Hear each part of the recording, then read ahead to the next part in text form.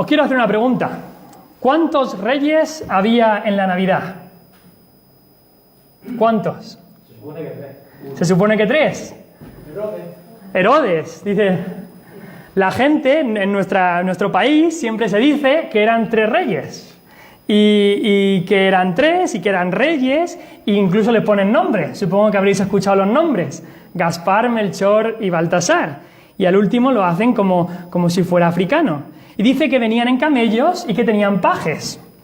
Pero muchas de todas estas ideas, por supuesto, provienen de la tradición. Muchas también de la Iglesia Católica, añadiduras mezcladas con la verdad. Pero la pregunta que nosotros nos hacemos es: ¿qué dice la Biblia? ¿Qué dice la Escritura? Nuestra única regla de fe y práctica. ¿Qué dice el texto que hemos leído? Que es el texto que nos habla de los magos, de estas personas que vinieron de Oriente. La Biblia, como hemos dicho, los llama magos, magos de Oriente. Y eso quiere decir que probablemente serían sabios, intelectuales, astrónomos o filósofos que venían de Oriente. Aún así, tampoco es una barbaridad decir que fueran reyes, porque en las profecías del Antiguo Testamento, por ejemplo en la profecía de Isaías, capítulo 60, versículo 3, nos dice, muy curioso, dice: «Y andarán las naciones a tu luz, y los reyes al resplandor de tu nacimiento».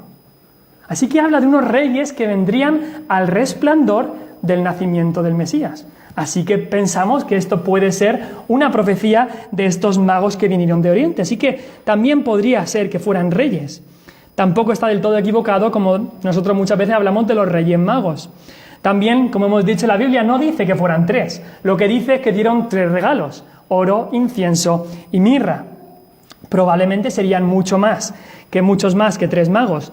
La Biblia, por supuesto, tampoco nos habla de sus nombres, ni dice si vinieron en camello o no, ni dice si tenían sirvientes o pajes o lo que sea. Pero el pasaje del que hemos leído sí que nos habla de 3 reyes, o de 3 tipos de reyes, o de 3 reinados, pero no son los que la gente piensa. El primer rey, que siempre es el principal y el primero de los reyes, es el Rey Jesús, el Rey Cristo, el Rey Jesucristo, el Rey del cielo, de la tierra, el Rey de Israel, el Rey de las naciones, el Rey de la gloria, el Rey de su iglesia, el Rey de todo el universo. Y ese es el Rey del que hemos leído que había nacido en Belén.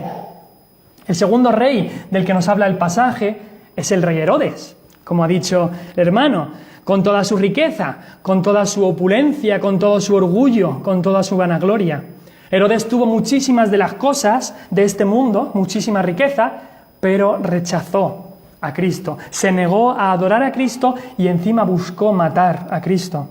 Y Herodes representa a todos aquellos en este mundo que aman al mundo, que aman las cosas que están en el mundo, por lo cual el amor del Padre no está en ellos. Aquellos que no quieren recibir a Cristo, que no quieren adorarle como Rey y Señor. Pero el tercer tipo de rey que encontramos aquí son estos reyes o magos de Oriente. Estos magos, reyes, eran extranjeros, pero aún así conocieron a Cristo y le adoraron como Dios y Rey y Salvador, y le ofrecieron regalos, oro, incienso y mirra. Muchos piensan que estos magos venían de la antigua tierra de Babilonia, si os acordáis, donde estuvieron los judíos exiliados, y que quizá fueron algunos profetas como Daniel, como Ezequiel o otros, que habían tenido una influencia muy grande en esa zona, y estos magos habrían leído de la palabra de Dios, de las promesas que se daban, y habían creído la palabra de Dios, habían creído lo que Dios decía, y cuando vieron esta estrella, fueron a la Escritura y vieron que se anunciaría la venida del Mesías con una estrella, y creyeron a Dios, creyeron a su palabra, y habían venido a Jerusalén buscando esa estrella o siguiendo esa estrella.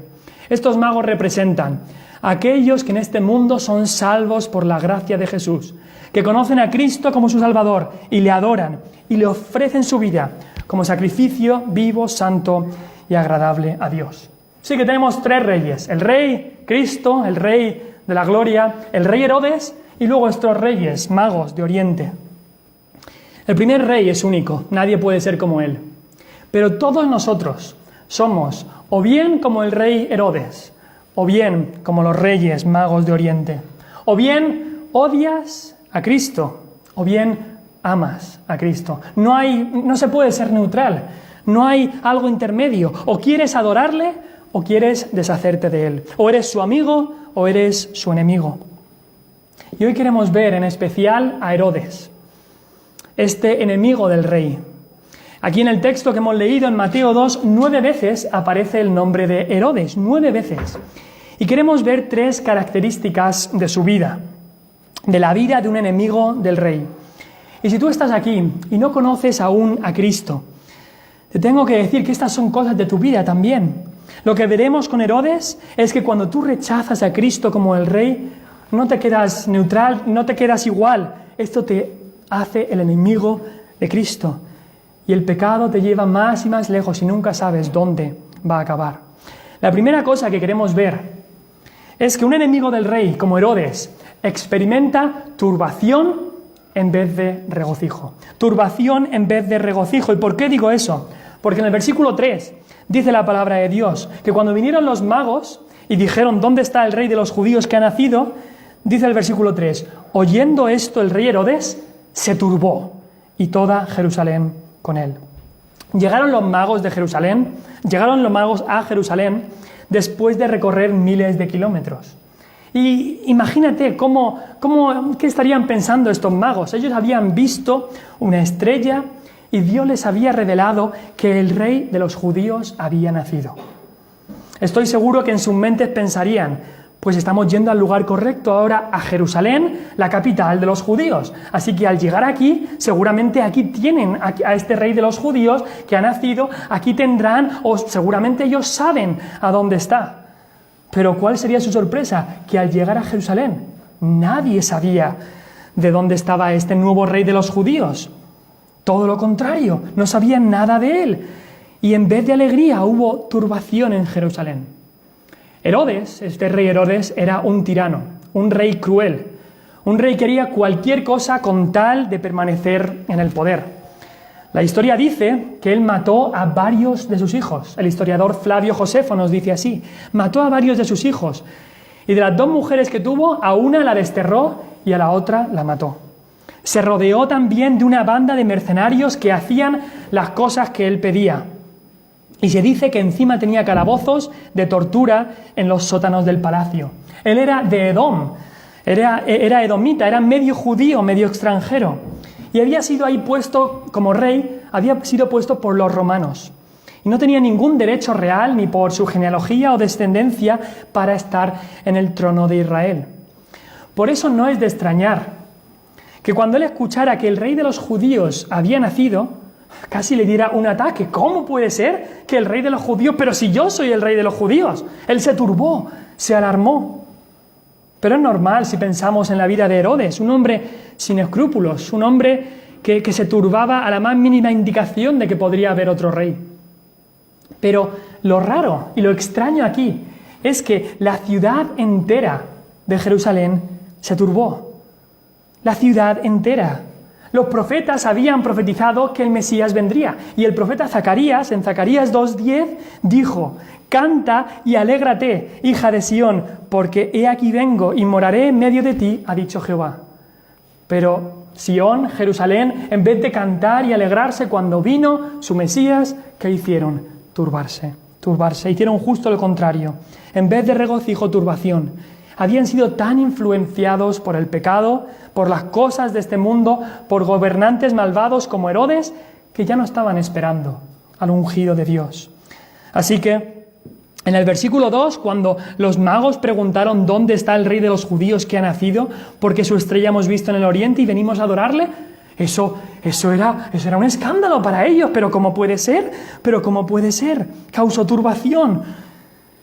Y desgraciadamente lo mismo nos pasa a nosotros cuando hablamos del Evangelio. No, lo mismo pasa en el día de hoy. Cuando se anuncian las buenas nuevas del Evangelio, las buenas noticias, el Evangelio muchas veces es prácticamente un escándalo.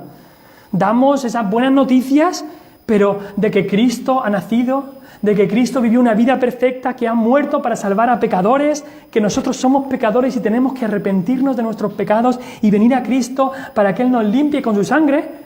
Y la mayoría de la gente reacciona con turbación, con alarma. Pero ¿cómo puede ser esto? Eso es locura. Como le dijo ese hombre Festo a Pablo cuando Pablo le predicó, le dijo, Pablo, las muchas letras te han vuelto loco. Pablo, estás loco. Dice 1 Corintios 1:18 que la palabra de la cruz, el Evangelio, es locura a los que se pierden. Causa turbación, es locura. Pero para aquellos que son salvos, que la reciben, que son salvos por la gracia de Dios, se nos dice que el Evangelio es el poder de Dios que cambia el corazón, que cambia nuestra mente, que cambia nuestra alma y que nos hace adorar a Dios. Pero la ciudad entera de Jerusalén se turbó. No solo Herodes, sino que todos los de Jerusalén se turbaron. También eran enemigos del rey. Estaban turbados aunque conocían la promesa. Los magos sabían cuándo había nacido el Mesías, sabían el tiempo, y los judíos sabían dónde había de nacer. En Belén de Judea, en los versículos 5 y 6, se nos dice que estos sacerdotes y escribas y la gran mayoría de la gente sabía dónde tenía que nacer el Mesías. Y justo citaron el texto que estuvimos viendo la semana pasada en Miqueas 5:2. Y tú, Belén, Éfrata, pequeña para estar entre las familias de Judá. Citaron ese versículo. Pero aunque conocían perfectamente la promesa, aunque conocían la Biblia, no fueron a adorar a Cristo. No estaban alegres, sino turbados. Los que estaban más lejos, los magos que vivían a kilómetros y kilómetros y kilómetros de distancia de Belén y de Jerusalén y del pueblo de Dios, ellos fueron los que al final adoraron a Cristo. Y los que estaban tan cerca, solamente a 9 kilómetros de donde nació el Señor Jesús, se quedaron fuera y no adoraron al Señor Jesús. Y muchas veces eso ocurre también con nosotros. Aquellos que parecen estar más cerca, aquellos que quizás se han criado en hogares cristianos, se quedan fuera. Y los que parece que están lejos, vienen, se arrepienten y entran al reino de Dios. ¿Cuántas veces ha ocurrido esto? Estaban turbados aunque conocían la promesa. Estaban turbados por lo desconocido. Dice el refrán español, más vale malo conocido que bueno por conocer. Y puede ser que esto también es lo que les pasara a los judíos de Jerusalén. Más vale Herodes conocido que el Mesías por conocer. Hace unos días estábamos hablando, el pastor Lyle y yo, con un hombre allí en el mercado y el pastor Lyle le dio un folleto y estaba hablando con él y el hombre nos dijo, mira, a mí me han enseñado toda la vida lo mismo y ahora que ya soy mayor, yo no me quiero meter en problemas, no me quiero calentar la cabeza. No quería. Estaba turbado por lo desconocido, aunque aquello que él no conocía es lo que le podía dar la verdadera vida. Y quizá era lo que les pasaba a los judíos aquí. Estaban turbados por aquello que no conocían. Quizás estaban también asustados porque no sabían cómo Herodes iba a reaccionar. Este rey tan cruel, tan tirano, ahora que ha escuchado que hay otro rey, un nuevo rey, a ver si nos vamos a meter en problemas, a ver qué va a pasar aquí. También estaban turbados por la incomodidad. Aquellos que realmente desean y deseaban la redención de Israel, ellos deseaban que el Mesías viniese, fuese cual fuese el momento en el que él quisiera venir. Pero este pueblo de Jerusalén, aunque muchos de boca para afuera sí que dirían, yo sí que quiero que venga el Mesías, cuando les llegó el momento no le recibieron. A lo suyo vino y los suyos no le recibieron. No querían incomodarse, les iba bien económicamente, estaban cómodos, no querían mojarse, no querían incomodarse. Y puede ser que nos ocurra lo mismo a nosotros, porque sí que es verdad que el Señor ya ha venido la primera vez, pero va a venir una segunda vez. Y estamos preparados, estamos realmente deseando que el Señor venga y diciendo como el apóstol Juan, sí, ven, Señor Jesús. O nos turbaríamos si viniese, o nos rompería los planes, o sería demasiado incómodo si el Señor viniese ya. Quizás decimos, sí, yo quiero que venga, pero no ahora, que ahora tengo muchos planes y muy interesantes que tengo que hacer. Quizá hemos pensado así alguna vez. Yo me acuerdo cuando Vanessa y yo estábamos preparando los planes de boda y había tantas cosas por preparar y una cosa y la otra y mucha expectación y preparación antes de que llegase el día, que incluso alguna vez leyendo la Biblia o escuchando alguna predicación sobre la segunda venida de Cristo se me cruzó por la mente el pensar, bueno, estaría bien si el Señor viniese, pero después que me case. Que ahora tengo estos planes, pero qué error más grande, estoy haciendo lo mismo que hacían los judíos aquí. Estaban turbados por la incomodidad, estaban turbados porque ellos ya tenían sus planes. ¿Y qué contraste era esto con los magos de Oriente? Nos dice el versículo 10 que los magos al ver la estrella se regocijaron. con muy grande gozo. Ellos habían viajado muchísimos kilómetros. Ellos dejaron sus comodidades en donde estaban y viajaron todo eso para adorar al Rey de Israel. Menuda diferencia. Unos como Herodes y Jerusalén se turbaron, se asustaron, se espantaron cuando oyeron de la estrella y del rey. Eran enemigos del rey. Pero si nosotros somos amigos del rey, si nosotros hemos sido salvos por la gracia de Dios y por la sangre de Cristo, entonces no nos vamos a turbar cuando escuchemos las buenas noticias del Evangelio, sino todo lo contrario, nos alegraremos. Y cuando veamos cualquier cosa que nos guíe hacia Cristo o nos recuerde a Cristo, como era esta estrella que guiaba a los magos a Cristo, cuando veamos cualquier cosa que nos lleve y nos guíe hacia Cristo, eso nos va a dar grande gozo. Dice el versículo 10, y al ver la estrella, estos magos se regocijaron con muy grande gozo. Unos turbados y otros regocijándose con muy grande gozo. Y así deberíamos hacer nosotros. Todo aquello que nos recuerde a Cristo. Cuando vemos la creación y nos recuerda de la gloria de Dios, nos regocijamos con muy grande gozo. Cuando leemos la palabra de Dios y vemos que todo nos lleva y nos recuerda a Cristo, nos regocijamos con muy grande gozo. Cuando vemos a un cristiano que está amando a Dios y sirviéndole a Él, nos regocijamos con muy grande gozo, porque todo esto nos recuerda a Cristo. Así debería ser. Pero este enemigo del rey Herodes vivía en turbación en vez de en regocijo. En segundo lugar, queremos ver que él vivía en hipocresía en lugar de adoración. La turbación va ligada a la hipocresía. Cuando estamos turbados en nuestro corazón, muchas veces esto nos lleva a poner una fachada, a ser hipócritas. Herodes, cuando oyó sobre la estrella y sobre el rey de los judíos, él actuó con engaño y fingió que él también quería ir a adorar. Pero su plan era bien claro. Él quería deshacerse de este rey. E incluso leemos que en esta hipocresía en el que está y este engaño que el rey Herodes estaba haciendo, incluso mostró mucha diligencia. Primero lo que hizo es convocar a todos los sacerdotes, aquellos que tenían la responsabilidad de enseñarle al pueblo, y también convocó a los escribas, aquellos que tenían que estudiar la palabra y escribir las escrituras. Los convocó a todos y les preguntó, ¿dónde tiene que nacer el Mesías, el Cristo? Y le salió bien a Herodes, porque ellos se lo dijeron al instante. Por supuesto, tiene que nacer en Belén de Judea, versículo 5 y versículo 6. Allí es donde tiene que nacer el Cristo, sin ninguna duda.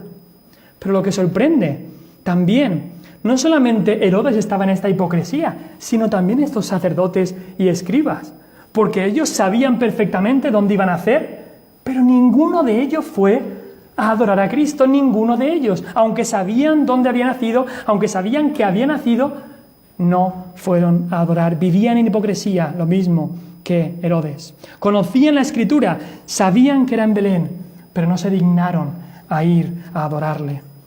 Y por supuesto que es bueno leer la Biblia, y por supuesto que es bueno conocer la Biblia, pero solamente leer la Biblia no nos hace verdaderos adoradores de Cristo.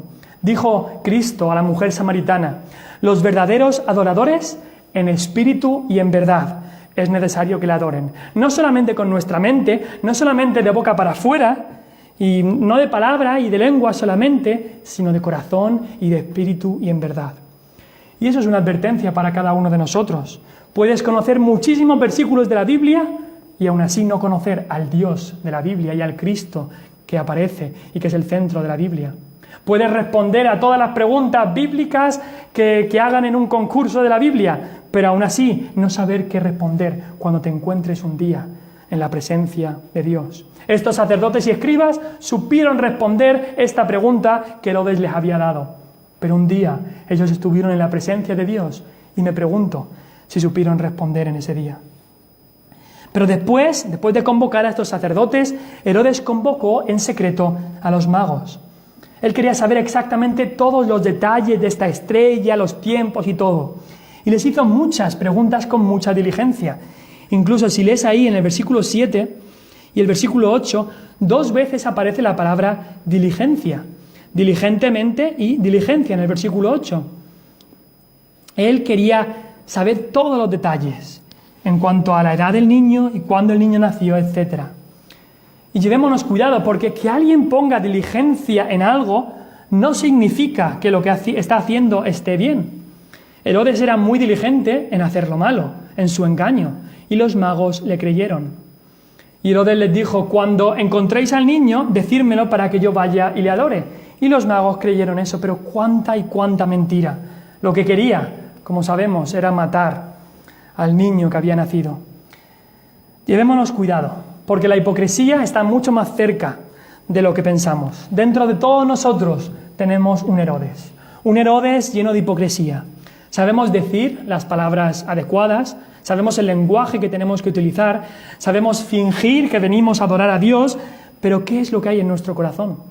No solamente tenemos que examinar qué es lo que estamos haciendo, sino también examinar por qué lo estamos haciendo. Y eso es muy importante. Hay gente en la historia que ha hecho cosas que parecen muy bien, pero los motivos eran realmente pecaminosos y realmente malvados.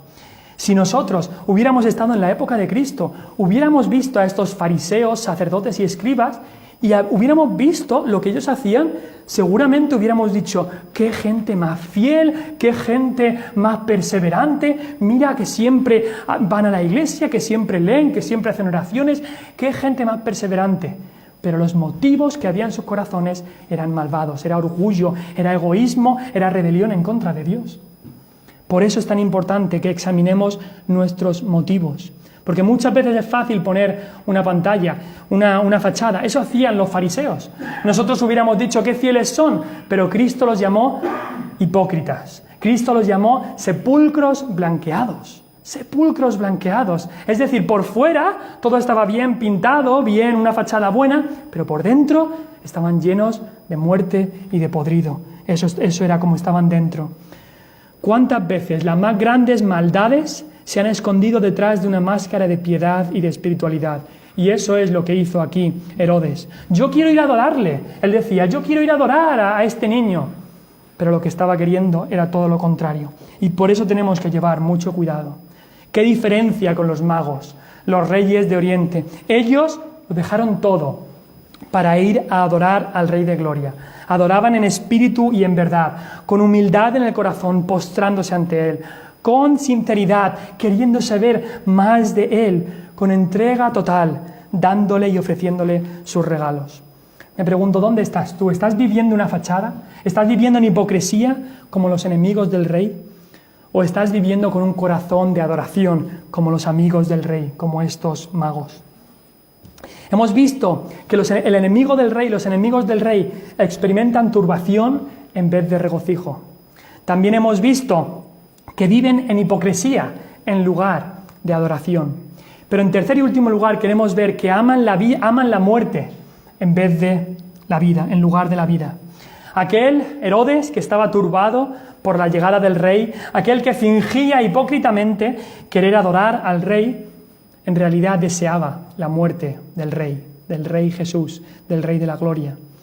Herodes había reinado ya 35 años. Herodes era ya bastante mayor y Cristo acababa de nacer. Así que si lo piensas, no era ahora mismo un peligro para su reinado, porque Cristo acababa de nacer. No sería lógico pensar que el trono de Herodes estaba en peligro. Pero era tanto el orgullo, el odio, el rencor de Herodes, que él no estaba contento hasta que acabase con la vida de cualquier contrincante. Él ni se dignaba a pensar: ¿y qué pasa si este de verdad es el Mesías, enviado de Dios? No, eso no le importaba. Había que matar a este rey. Así que cuando él se vio burlado por los magos, rápidamente en su enojo tomó la decisión de matar a todos los niños menores de 2 años que había en Belén y en los alrededores de Belén. Cuánta maldad, imagínate cuánta crueldad. Y no era solamente el único que quería esto. En el versículo 20 nos dice ahí que el ángel le dijo a José: levántate, toma al niño y a su madre y vete a tierra de Israel, porque han muerto los que procuraban la muerte del niño. No era Herodes el único, los que procuraban la muerte del niño.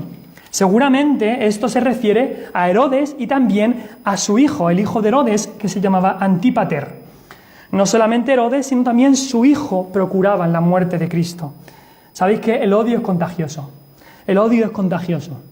Hoy estamos viviendo en la época de la pandemia, de los contagios, y ahora seguramente habéis visto en las noticias que en Reino Unido han encontrado una cepa que parece incluso más contagiosa, más que el COVID normal. Pero ¿sabéis qué? El pecado es aún más contagioso. Y el odio es de los pecados que también es muy contagioso. Y eso lo ves en familias. Ves a padres que odian y sus hijos odian. Madres que odian y sus hijas odian. Ves a cónyuges, el marido odia y la mujer odia. Se contagia muy rápidamente el odio. Y aquí se ve también, Herodes odiaba a Cristo y quería matarlo, y su hijo se infectó también. Y quién sabe cuántos más en Jerusalén se infectaron de este odio que tenía Herodes. Pero al final, a aquellos que querían la muerte de Cristo, aquellos que provocaron la muerte a otros, la muerte también les llegó a ellos. Nos dice la historia que 5 días antes de morir Herodes, él mandó que su hijo muriera, que su hijo fuera matado. Así que el hijo murió 5 días antes que muriese Herodes mismo. ¿Sabes qué? Cuando te niegas a recibir a Cristo como Rey, esto te abre a toda clase de pecados. Y lo vemos en Romanos 1. En Romanos 1 vemos una escalera hacia abajo de pecado. Y comienza Romanos 1, en el versículo 20 o 21, con gente que conocía a Dios, que conocía de Dios, digamos, que había escuchado el Evangelio, pero que se envanecieron en sus razonamientos, su necio corazón fue entenebrecido, profesando ser sabios, se hicieron necios. Y entonces comienzan en esa escalera descendente, hacia abajo, y en esa escalera de pecado más profundo y más profundo. Alguien dijo esto y tiene mucha razón. El pecado te llevará más lejos de lo que quieres ir. El pecado te mantendrá más tiempo del que quieres estar y te costará más de lo que estás dispuesto a pagar. Lo voy a repetir. El pecado te llevará más lejos de lo que quieres ir, te mantendrá más tiempo del que quieres estar y te costará más de lo que estás dispuesto a pagar. Y así pasa con los que se rebelan contra Dios. Si podéis ir conmigo al Salmo 2, por favor. El Salmo 2. Este salmo era una profecía que se cumplió en el tiempo de Jesús, con el hijo de Herodes, pero también con Herodes mismo. Se cumple tanto en el nacimiento como en la muerte de Jesús. Salmos 2, y leeremos del versículo 1 al 4. Dice la palabra de Dios: ¿por qué se amotinan las gentes y los pueblos piensan cosas vanas? Se levantarán los reyes de la tierra, y los príncipes consultarán unidos contra Jehová y contra su ungido, diciendo: rompamos sus ligaduras y echemos de nosotros sus cuerdas. El que mora en los cielos se reirá. El Señor se burlará de ellos, luego hablará a ellos en su furor y los turbará con su ira. Desde el principio del tiempo, Dios ha puesto ligaduras y cuerdas a los seres humanos. ¿Y a qué me refiero? Límites, barreras, cuerdas de amor para nuestro bien. Dios nos ha dado instituciones que nos protegen, que nos revelan más y más de Cristo, que nos ayudan a vivir en este mundo lo mejor posible para Dios. Pero el hombre, desde el principio, ha querido romper esas ligaduras, romper esas cuerdas que Dios nos ha dado. El hombre creyó a la serpiente y pensó que podía ser como Dios, que sería más libre si pecara, y así hizo. Pero acabaron siendo aún más esclavos del pecado. Y eso quiso hacer Herodes. Él dijo: no quiero saber nada de Jehová ni de su ungido, el rey de Israel. Quiero romper todas las ligaduras que él ha puesto. Quiero echar de mí sus cuerdas. Y es lo mismo que está haciendo nuestra sociedad. Piensan que serán más libres y no se dan cuenta que lo que están pasando al echar de ellos las cuerdas que ha puesto Dios es que se enredan más y más en las ligaduras y cuerdas del pecado. Por ejemplo, Dios estableció la institución de la Iglesia y el hombre quiere hacerla desaparecer. Echemos de nosotros sus cuerdas. No queremos que nos prediquen, cerremos iglesias, persigamos a los cristianos, dejémoslos fuera marginados. Pero las persecuciones, incluso esas persecuciones romanas que atacaron a los cristianos en los primeros siglos, no pudieron destrozar la Iglesia. La Inquisición católica que vivimos muchos años en España, tampoco. Y Cristo ha dicho: ni las puertas del Hades prevalecerán contra ella. Piénsalo también, la institución del matrimonio. lleva mucho tiempo siendo atacada. La gente dice rompamos sus ligaduras. Dios ha instituido que el matrimonio es permanente, pero la gente dice queremos libertad, permitamos el divorcio, alabemos el adulterio, echemos de nosotros sus cuerdas. Y no solo eso, Dios ha establecido la definición del matrimonio, un hombre y una mujer, pero el mundo dice rompamos sus ligaduras, hombres se pueden casar con hombres y mujeres con mujeres. Eso son pasiones vergonzosas contra naturaleza. Y el ataque más reciente que tenemos incluso en los últimos años es la misma definición de la raza humana.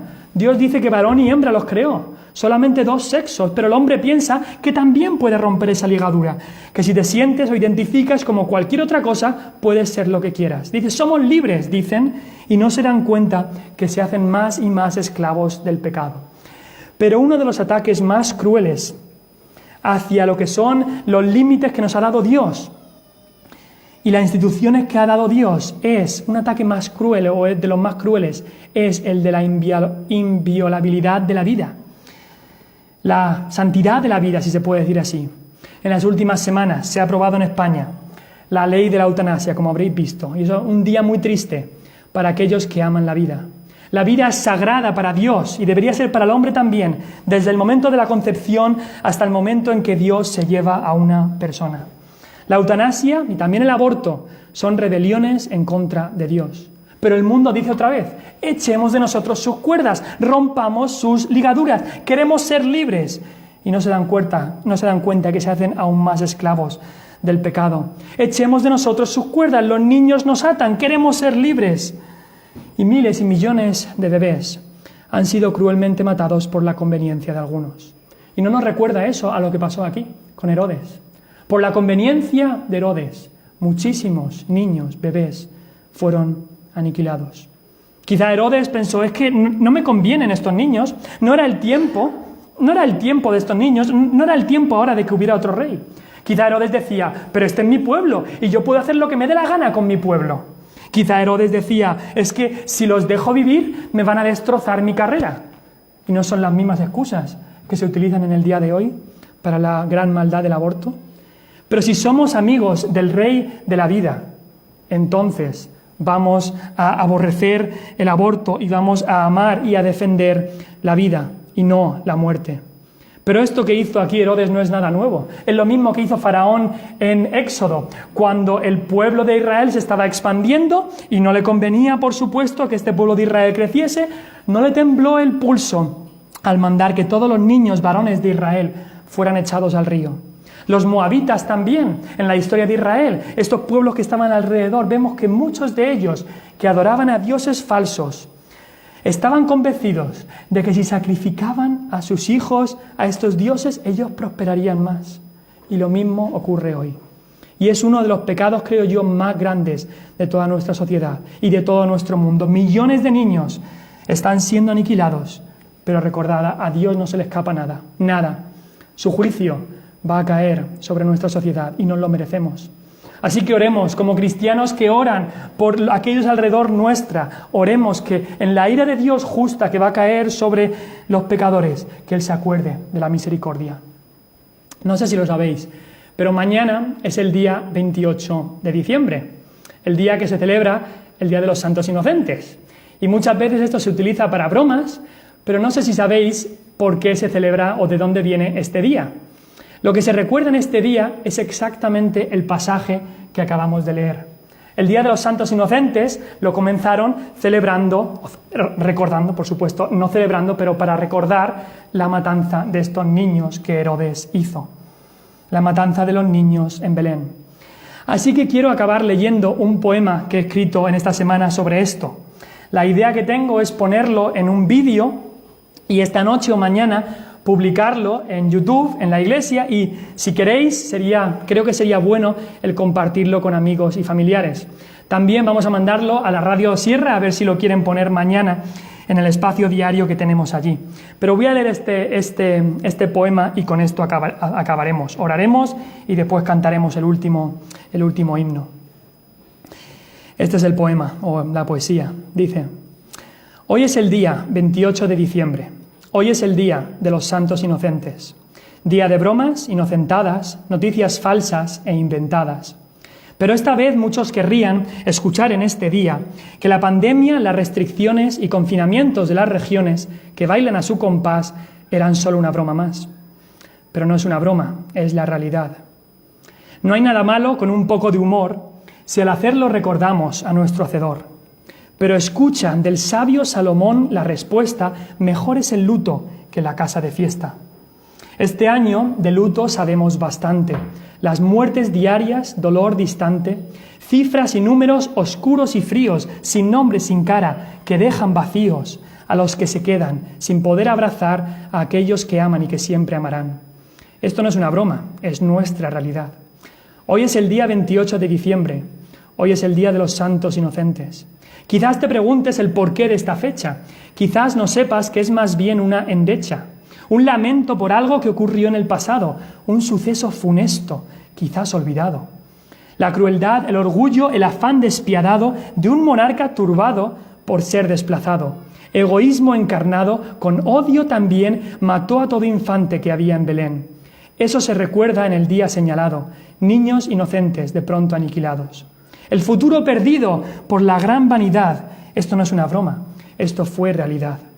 Y no es solamente un caso aislado, es continua maldad del hombre depravado. Faraón, por tener a hebreos controlados, decretó que los niños murieran ahogados.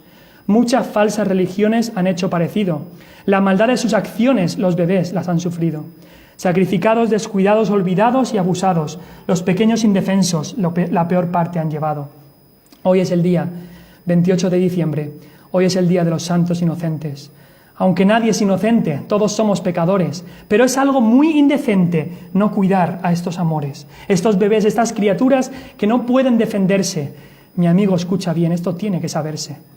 No es una broma, es la cruel realidad. El enemigo, el COVID, nos ha hecho mucho daño y lloramos a aquellos que se fueron este año. Con cuidados y afán, aún así han fallecido. 50.000 en España, todos estos ya se han ido. Pero hay muchas muertes hoy que no se están contando. Nadie quiere hablar de ellas, todos las van olvidando. ¿No lloramos si nosotros somos el enemigo? ¿Si nosotros damos muerte en lugar de dar abrigo? ¿Y qué pasa con la lacra del aborto tan vil? En España en este año, te digo la cifra, 100.000. Holocausto silencioso. Te lo digo de verdad, el aborto es horroroso. Esa es la realidad.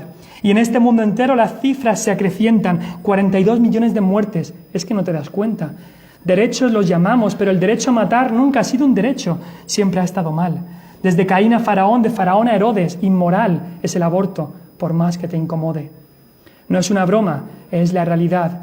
Que cada vida importa, que la vida se cuida, que no existen vidas de segunda categoría, que Dios es el creador, nosotros los que caímos, nosotros los que se alejan, nosotros los que huimos. Pero en Cristo hay perdón de todos los pecados. Venid a mí, Él dijo, los que estéis trabajados. Él murió la muerte que el hombre merecía. ¿Qué harás con Cristo? Yo me lo pensaría. Si vienes a Él, Él nunca va a echar fuera, porque Dios amó al mundo y lo amó de tal manera que dio a su Hijo amado, y todo el que en Él crea no se pierde, se salva y tiene vida eterna.